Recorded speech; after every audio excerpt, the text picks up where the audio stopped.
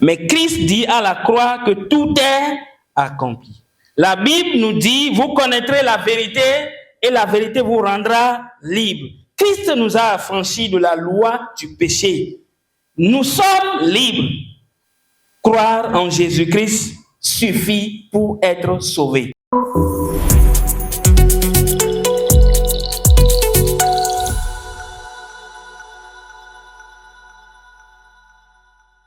Amen. Nous disons merci à notre Seigneur Jésus qui nous donne la grâce de partager encore ce matin sa parole. Nous bénissons son nom.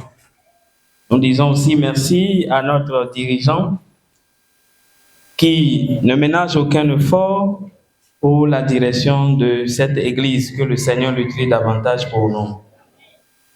Ce matin, nous allons continuer en l'épître de la lettre de Paul aux Galates. Épître de Paul aux Galates, chapitre 2, versets 1 à 10. Galates, chapitre 2, versets 1 à 10. Amen. Nous lisons ainsi. Ensuite, au bout de 14 ans, je montai de nouveau à Jérusalem avec Barnabas, prenant aussi Tite avec moi. Or, j'y montai selon une révélation et je leur exposai l'évangile que je prêche parmi les nations, mais dans le particulier à ceux qui étaient considérés, de peur qu'en quelque manière je ne courusse ou n'eusse couru en vain. Cependant, même Tite qui était avec moi, quoiqu'il fût grec, ne fut pas contraint à être circoncis. Et cela à cause des faux frères furtivement introduits qui s'étaient insinués pour épier la liberté que nous avons dans le Christ Jésus, afin de nous réduire à la servitude, auquel nous n'avons pas cédé par soumission, non pas même un moment, afin que la vérité de l'Évangile demeurât avec nous.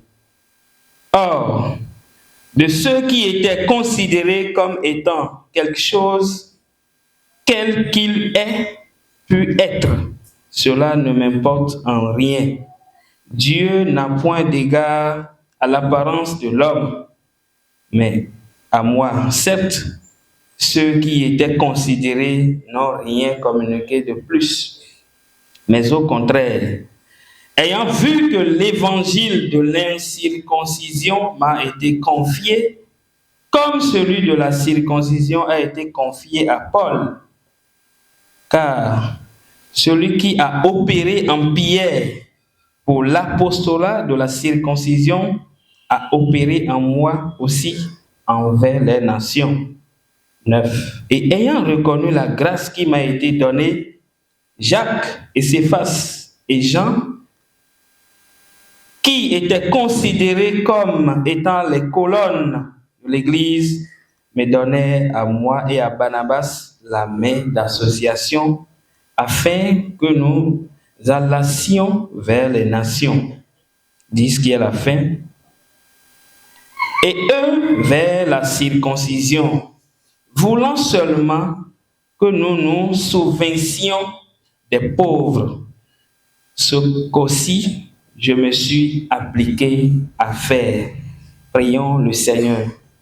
Notre Père, nous te disons merci. Merci pour tout ce que tu nous donnes comme ta parole. Ce matin, nous prions afin que tu donnes à chacun de nous la grâce de vivre les effets de ton évangile. Que nous soyons transformés par ta puissance pour vivre en communauté et d'accepter les autres tels qu'ils sont et de ne rien ajouter à ton message. Merci de nous utiliser. Merci de préparer les cœurs à recevoir ce message pour la gloire de ton nom. C'est au nom de Jésus nous avons prié. Bien-aimés dans le Seigneur, L'un des plus grands dangers pour l'Église n'est pas toujours l'attaque frontale du monde, mais la déformation subtile de l'Évangile à l'intérieur même de l'Église. Les gens peuvent se proclamer responsables dirigeants, mais qui tordent le cou à la parole de Dieu et qui ajoutent des rudiments ou des choses non essentielles à l'Évangile de Jésus-Christ. Dans l'Église de Galatie, certains enseignants dans la foi chrétienne disaient « ça ne suffit pas de dire « oui, je crois au Seigneur Jésus pour être sauvé », mais ils ajoutent « il faut aussi respecter les lois de Moïse. Oui, la grâce, mais aussi la circoncision. » Et Paul va réagir avec force face à ces rudiments qu'ajoutent les apôtres parmi eux. Il n'a pas négocié avec eux, mais les a respectés et il agit avec autorité et puissance en affirmant « il n'y a qu'un seul évangile ». Paul, par son discours théorique, raconte un fait historique. Il raconte une décision à Jérusalem lors de leur rencontre en tant que leader pour montrer que le produit de l'évangile authentique, c'est la foi en Christ. Que la vie de l'Église ne doit pas se baser sur les rudiments de ce monde. Quand l'évangile est vrai, il transforme. Quand l'évangile est vrai, il unit. Quand l'évangile est vrai, il communique l'amour. Il accepte les autres. C'est pourquoi le titre que nous proposons à ce message est intitulé « 4 effets d'un évangile unique pour tous ». 4 effets d'un évangile unique pour tous. Alléluia. Pour explorer notre message, nous allons le faire en 4 points. Le premier point intitulé « Un évangile confirmé par Dieu et non par les hommes ». Un évangile confirmé par Dieu et non par les hommes. Versets 1 et 2. Deuxième point, un évangile qui libère sans imposer les chaînes. Versets 3 à 5. Un évangile qui libère sans imposer les chaînes. Versets 3 à 5. Et troisième point, un évangile qui unit sans distinction. Un évangile qui unit sans distinction. Verset 9, versets 6 à 9. Et enfin, le dernier point, un évangile qui conduit à l'amour concret. Dernier point, un évangile qui conduit à l'amour concret, verset 10. Amen. Nous abordons ainsi le premier point. Un évangile confirmé par Dieu et non par les hommes. Au verset 1, la Bible dit « 14 ans après, je montai de nouveau à Jérusalem avec Barnabas, ayant pris aussi Tite avec moi. Et ce fut d'après une révélation que j'y montai. Je leur ai exposé l'évangile que je prêche parmi les nations. Je l'ai exposé en particulier à ceux qui sont les plus considérés, afin de n'avoir pas couru en vain. » Alléluia. Nous voyons ici Paul qui commence, il dit ensuite, 14 ans, au bout de 14 ans, je montais de nouveau à Jérusalem. Et quand nous parlons de 14 ans, cela nous montre que Paul ne s'est pas précipité dans son ministère. Et vous avez vu le dimanche dernier, on a parlé de 3 ans. Paul a pris 3 ans pour étudier. Et encore ici, nous voyons une expérience de 14 ans. Vous imaginez, 14 ans plus 3 ans, ça fait combien d'années? 17 ans. Si nous allons le mettre dans le cursus scolaire aujourd'hui, ça veut dire qu'il a fait du CI jusqu'au CM2, de la 6e en terminale. Il a aussi fait l'université en matière de ce qui concerne la parole de Dieu. Bien-aimés dans le Seigneur, est-ce que nous nous trouvons de temps pour connaître l'évangile que nous avons reçu? Paul a pris tout ce temps dans l'intimité de Dieu pour pour rencontrer le Seigneur. Et il a écouté la vraie parole de Dieu. Alléluia. 14 ans. Paul ne s'est pas précipité. Il a pris du temps pour étudier sa parole. Il a servi fidèlement longtemps avant cette rencontre. Et il a annoncé la parole. Il a expérimenté. Et beaucoup des nations ont cru, c'est-à-dire les non-juifs. Mais il a monté, mais pas sa volonté, non. Mais il a dit, pas une révélation. Alléluia. Paul ne monte pas pour chercher une approbation humaine, mais il monte pour protéger l'évangile, pour protéger sa réputation. Parce qu'il y a parmi les apôtres certains qui critiquaient Paul. Parce que Paul ne faisait pas partie des apôtres au début. Jésus ne l'avait pas imposé les mains physiquement. Mais il a rencontré sur le chemin de Damas, dans Actes chapitre 9. Alléluia. Mais les gens ne croyaient pas en lui, parce que lui qui persécutait l'église, mais il devient apôtre. Mais qui l'a institué apôtre? Qui lui a enseigné le message de salut? Les gens ne croyaient pas ni à lui-même, ni à son message. Et ils doutaient de lui. Alléluia. Paul défendait son apostolat et il défendait aussi l'évangile. Amen. Il monte pour protéger sa réputation et pour protéger aussi l'évangile. Il monte parce que Dieu l'a conduit. Il expose l'évangile qu'il prêche, même à ceux qui sont les plus considérés. Alléluia. Nous, qu'est-ce que nous faisons de l'évangile?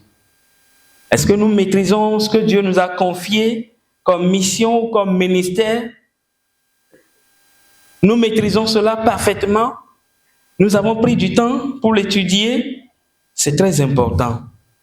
On dit les plus considérés. Il s'agit de Pierre, il s'agit de Jacques, il s'agit de Jean. Pierre qui était le responsable de l'église à Jérusalem, Jacques le responsable de l'église à Judée et Jean le disciple le plus aimé.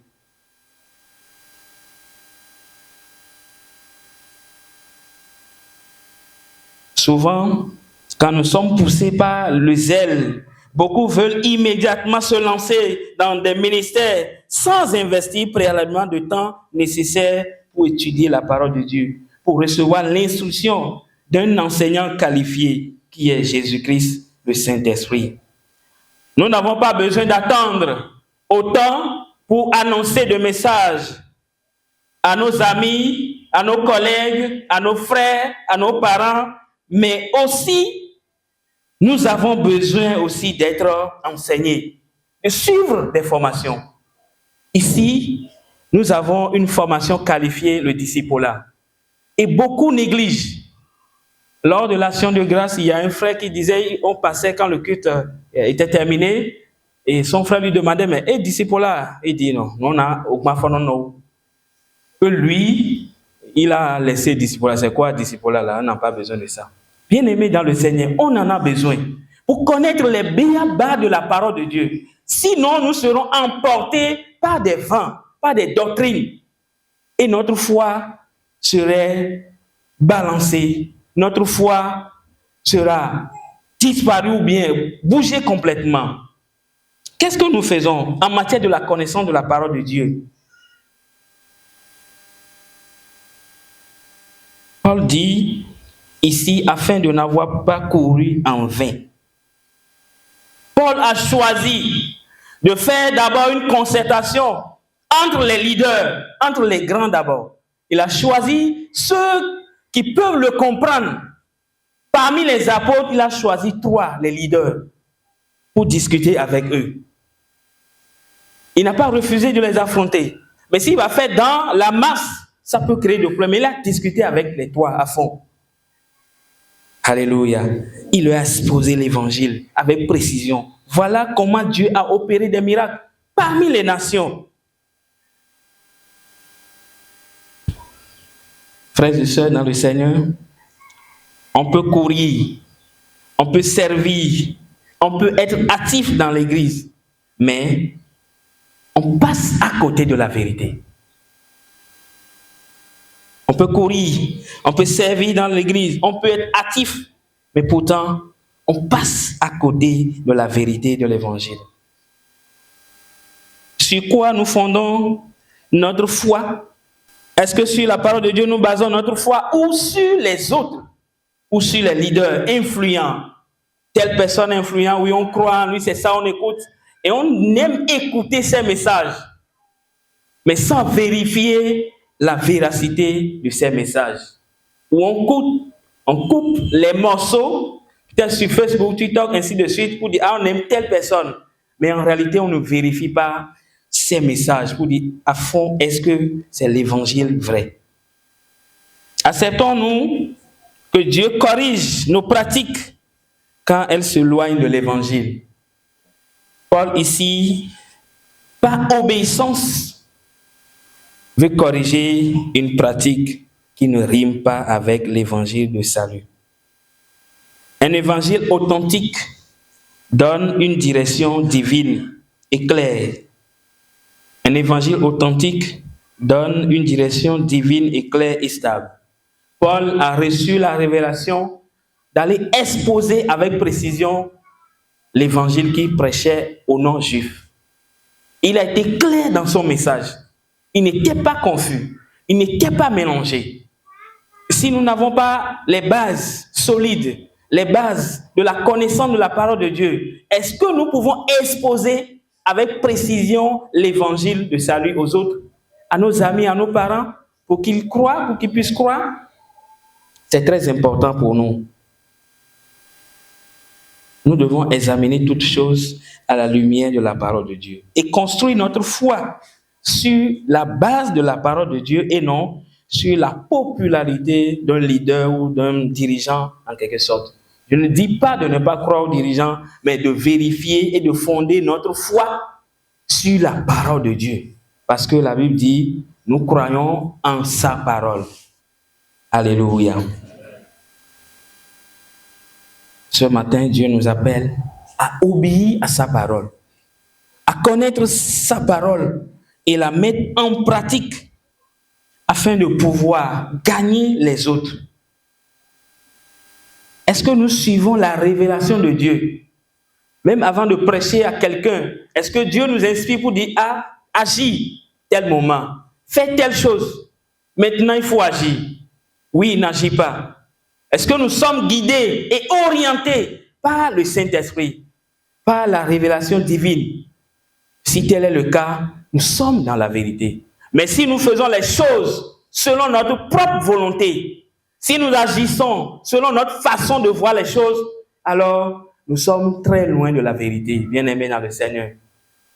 Est-ce que le Saint-Esprit te révèle des choses et tu agis selon sa parole? Amen. Lorsque l'évangile confirmé par Dieu atteint ou gagne notre âme, nous sommes libres. Ce qui nous conduit au deuxième point, un évangile qui libère sans imposition de chaînes. Verset 3 à 5. Verset 3. Mais Tite, qui était avec moi et qui était grec, ne fut même pas contraint de se faire circoncis. Et cela à cause des faux frères qui s'étaient furtivement introduits et glissés parmi nous pour piller la liberté que nous avons en Christ avec l'intention de nous asservir. Alléluia. Tite et Barnabas étaient les vrais amis intimes de Paul. Tite est grec, converti. La Bible dit ici, on ne l'a même pas obligé à faire la circoncision. La circoncision pour les Juifs, ça montre qu'on est dans une famille sélectionnée par Dieu. Et la circoncision physique, c'est on coupe le prépuce des hommes. Et ça fait partie des rituels des Juifs. Et quand votre prépuce est coupé, c'est que vous êtes de la famille d'Abraham. Vous appartenez à la lignée d'Abraham. Alléluia. Ça, c'est la circoncision physique. La circoncision faite des mains d'hommes. Tite n'était pas contraint à faire la circoncision. Et pourtant, il était chrétien. Paul ne lui a pas imposé ces pratiques des Juifs. Parce que la circoncision pour les Juifs, c'était leur identité spirituelle, leur identité, leur culture. Mais ce que les faux frères disent, c'est que sans la circoncision, votre salut n'est pas complet. Votre salut manque de quelque chose. C'est ça Paul refuse. C'est ça Paul refuse. Alléluia. Et il dit, et cela à cause des faux frères qui s'étaient furtivement introduits et glissés parmi nous pour épier notre liberté que nous avons en Christ. Bien-aimés dans le Seigneur,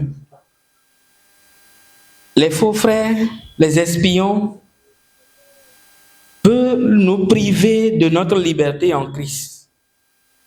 Et ces faux frères dont Paul parle dans Actes chapitre 15, verset 5, apparemment, sont des pharisiens qui étaient les maîtres du judaïsme. C'est que c'est le judaïsme ou rien.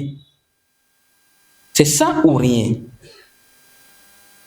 Alléluia. Mais Christ dit à la croix que tout est accompli. La Bible nous dit, vous connaîtrez la vérité et la vérité vous rendra libre. Christ nous a affranchis de la loi du péché. Nous sommes libres. Paul défend cette liberté que nous avons et demande qu'elle soit protégée, maintenue comme telle. Croire en Jésus-Christ suffit pour être sauvé. Croire en Jésus-Christ suffit pour être sauvé. Ajouter des règles humaines et d'autres pratiques ne nous sauve pas. Paul va résister à ces détracteurs qui veulent nous priver de notre liberté que nous avons en Christ. Christ dit, venez à moi, vous qui êtes fatigués, chargés, car mon joug n'est pas pesant. Si Paul acceptait la circoncision comme une obligation, alors le salut ne serait plus un don de Dieu. La Bible dit, c'est par grâce que nous sommes sauvés. Par le moyen de la foi. Ce n'est pas par les œuvres, afin que personne ne se glorifie. C'est par la foi. Si on ajoute les autres rudiments, alors ce n'est plus un don gratuit de Dieu. Alors que c'est un don gratuit de Dieu. Si on ajoute ces rudiments, alors le salut devient conditionnel. Le salut serait lié aux œuvres. Si je fais du bien, alors j'irai au ciel. Bien-aimés dans le Seigneur, la vérité de l'évangile doit demeurer telle qu'elle. Nous devons faire attention et ne pas ajouter. L'essentiel de savoir, est-ce que nous connaissons le message de la vérité? Si oui, comment nous défendons ce message ou comment nous le protégeons des détracteurs ou des faux frères parmi nous?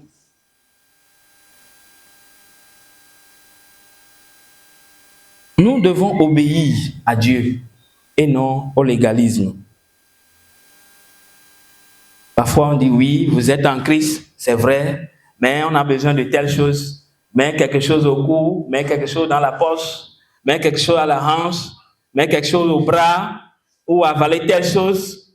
Ça nous protège. La Bible dit que celui qui est en nous est plus grand que celui qui est dans le monde. Ça veut dire que nous n'avons plus confiance en Dieu et nous sommes obligés de mettre des choses dans la poche ou de mettre des citrons, quoi que ce soit, des choses pour dire ça me protège. C'est Dieu qui nous protège. C'est pourquoi nous avons l'assurance de notre salut. Est-ce que tu as cette assurance, ou est-ce que nous avons cette assurance en Christ, que nous sommes réellement sauvés? Alléluia. Lorsque nous ajoutons des contraintes ou des rudiments au message de salut, nous l'affaiblissons. Lorsque nous ajoutons des contraintes et les rudiments au message de salut, nous l'affaiblissons. Paul a dit, nous ne leur cédons pas un instant. Et nous résistâmes à leurs exigences, afin que la vérité de l'évangile fût maintenue parmi vous. Ils n'ont pas donné l'occasion, mais ils ont aussi résisté. Bien-aimés dans le Seigneur, est-ce que nous donnons assez au péché? Est-ce que nous donnons l'occasion au péché dans notre vie? Est-ce que nous cédons facilement aux propositions, aux compromissions, aux corruptions, etc. Nous acceptons des choses faciles pour compléter à notre foi, pour dire oui, on est chrétien, mais les autres le font. Ce n'est pas grave. Je vous dis, c'est grave. Alléluia. Aujourd'hui, nous sommes dans un monde où l'immoralité bat son plein, où le sexe est exposé à n'importe quel endroit. Et nous sommes parfois tentés. Mais si nous sommes chrétiens, en tant que jeunes filles, jeunes garçons, nous devons beaucoup faire attention à ces choses. Nous devons faire beaucoup attention à des déviances et d'autres dérives quelconques qui nous éloignent de la présence de Dieu. Notre valeur, notre identité n'est pas dans ces choses, mais c'est la valeur, l'identité que nous avons en Christ. Ce que je suis un enfant de Dieu. Alléluia. Dis, je suis un enfant de Dieu. Alléluia. C'est ça notre liberté que nous avons en Christ.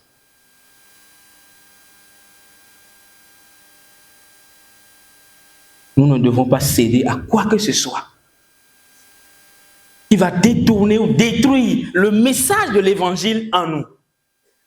À aucun moment, nous ne devons pas accepter, quel qu'en soit là où nous sommes, le lieu où nous nous trouvons, nous devons beaucoup faire attention, même dans nos lieux de travail.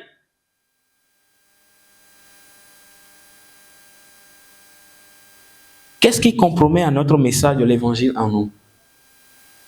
Est-ce qui compromet notre manière de vivre avec les autres? Et qui souille notre vie, notre présence devant le Seigneur? Et nous sommes mélangés, sans quoi nous n'aurons plus la direction divine. Nous allons naviguer dans ce monde à vue simplement. Alléluia. Nous avons vu en premier l'évangile confirmé par Dieu. Si l'évangile est confirmé par Dieu dans notre vie, il nous libère et nous donne la vérité et nous donne la liberté. Pas sous le poids des péchés, des contraintes de ce monde. Nous sommes libres. Parce que nous avons le pouvoir de vivre comme les enfants de Dieu. Alléluia. Si l'évangile nous a libérés, il nous permet d'être unis sans distinction. C'est ça qui nous conduit au point 3. Un évangile qui unit sans distinction. Versets 6 à 9. Ceux qui sont les plus considérés, quel qu'il ait été jadis, cela ne m'importe pas. Dieu ne fait point acception de personne. Dieu ne fait point acception de personne. Dieu regarde au cœur et non à l'apparence. Que ce soit juif ou non juif, Dieu nous offre le salut. Pour les juifs, c'est impossible que Dieu sauve un non-juif. C'est ce qui les dérange. C'est ce qui les dérange. Mais ici, Paul va dire, même dans le ministère, Pierre, Jean, Jacques étaient les plus considérés. C'est les leaders. Mais il ne tient pas compte de ça. quelle qu'en soit leur considération. Il dit devant Dieu, si nous sommes sauvés, nous sommes tous égaux. Alléluia. Mais dans la responsabilité des charges, si nous avons des responsables, des leaders, des pasteurs, nous devons les respecter. On ne peut pas dire, bon, quand on est sauvé, on est égaux, donc pasteur et moi, on est les mêmes choses. C'est bon. Non. Devant Dieu, nous sommes égaux. Mais dans la responsabilité des charges, nous devons respecter ceux qui sont devant nous. Les honorer. Par notre obéissance à la volonté de Dieu. Alléluia. Dieu ne fait point acception de personne.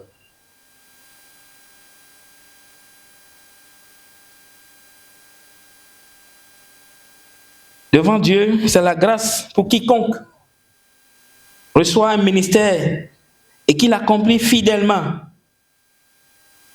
Ici, nous voyons Paul. Dieu lui a confié la mission d'aller vers les païens. Les autres apôtres vers les Juifs. Alléluia.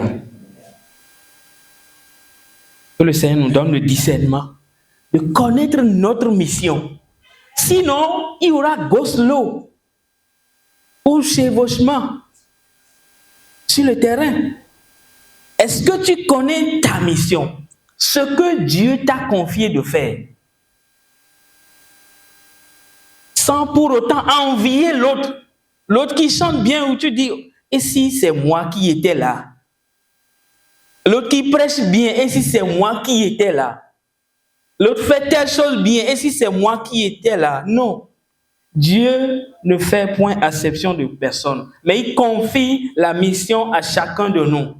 C'est pourquoi Paul va dire dans Corinthiens que plusieurs sont appelés. Il y a beaucoup de diversité que le Saint-Esprit a partagé, des dons, selon la compétence de chacun.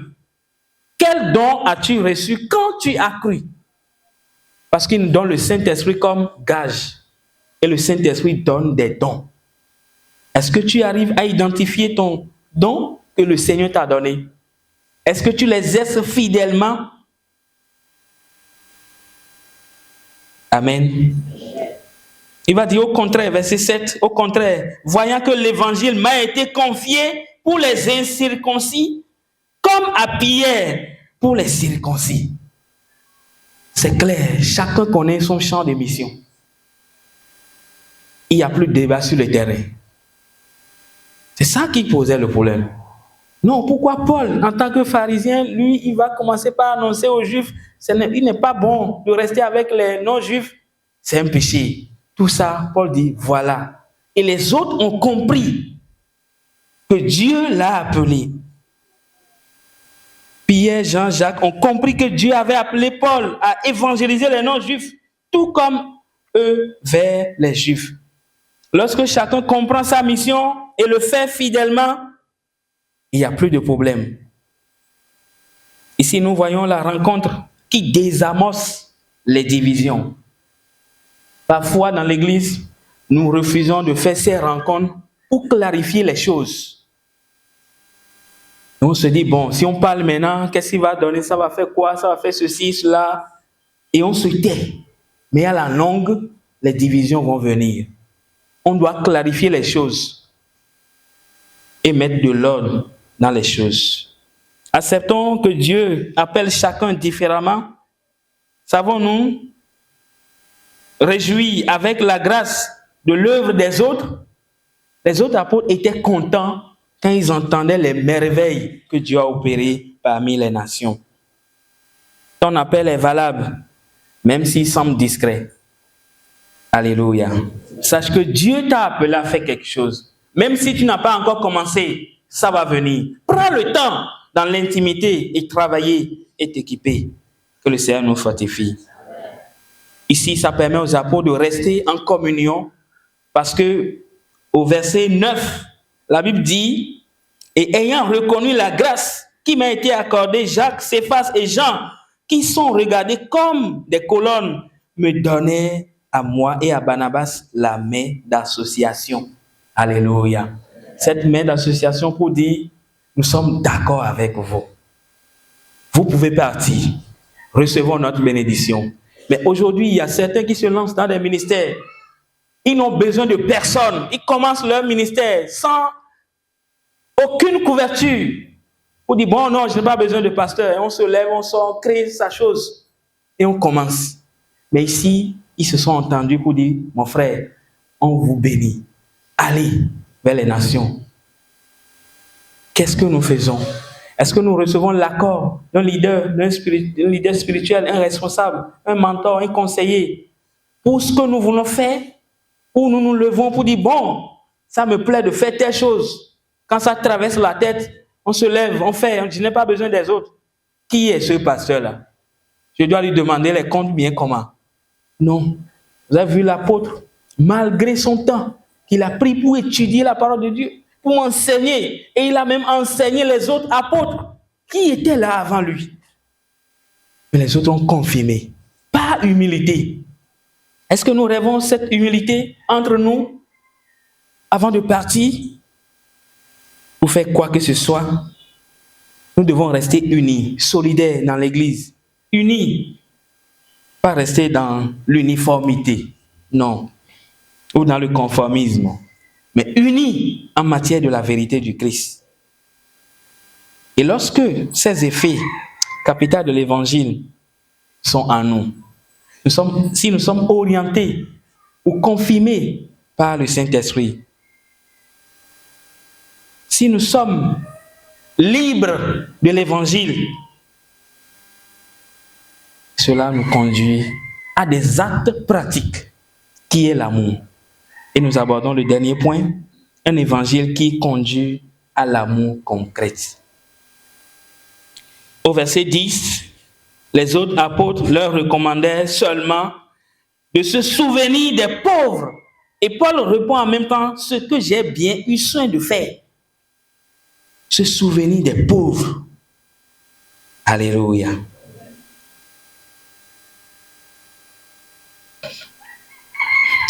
L'une des conséquences directes de notre grâce en Christ, c'est se souvenir des pauvres. Ici, il est question des pauvres dans Actes chapitre 10, Actes chapitre 11, verset 38 à 30, verset 28 à 30, excusez, où il est question d'une famine qui sévit en Israël, quand un prophète a déclaré qu'il y aura la famine en Israël. Et les autres ont dit de se souvenir des pauvres, parce qu'il y a des chrétiens qui s'ouvraient, ils ne trouvaient même pas à manger. Et lors des voyages missionnaires de Paul, Paul collectait les fonds à Corinthe, ainsi de suite. Et il a envoyé aux chrétiens de la Judée, dans Actes chapitre 24. Se souvenir des pauvres dans l'Église devrait être le reflet de chacun de nous en tant que chrétiens. Mais aujourd'hui, nous constatons que chacun se consacre sur son chacun. Chacun pense à lui-même. Chacun pense à lui-même. Alors qu'au début, l'Église était comment? Que ça soit riche, que ça soit pauvre, ils mettaient tous ensemble. On ne savait pas qui est riche, qui est pauvre. Nous devons veiller à ça. Voilà, dit, nous sommes d'accord avec vous, Pierre et les autres apôtres. Mais souvenez-vous des pauvres.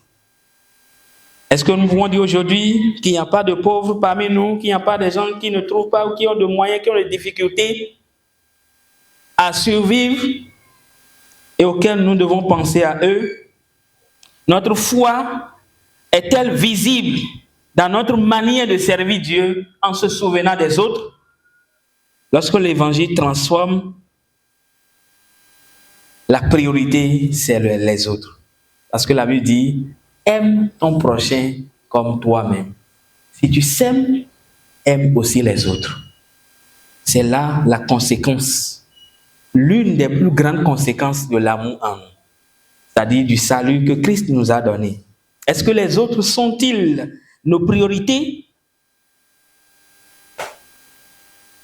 Avoir le salut est une chose, mais se souvenir des pauvres est une autre que Dieu nous demande de faire. Bien-aimés dans le Seigneur, Paul, ce matin, nous appelle à reconnaître l'évangile unique. Que ce soit juif ou non juif, c'est le même évangile. Et cet évangile suffit pour nous sauver. Qu'on n'ajoute rien. Parce que la Bible dit qu'on ne peut retrancher ni un iota ou ajouter ni iota. Il produit un fruit visible en nous, qui est l'amour. Que le Seigneur nous aide à garder un évangile pur, un évangile vécu dans la liberté, un évangile vécu dans l'unité et un évangile vécu dans l'amour. Amen.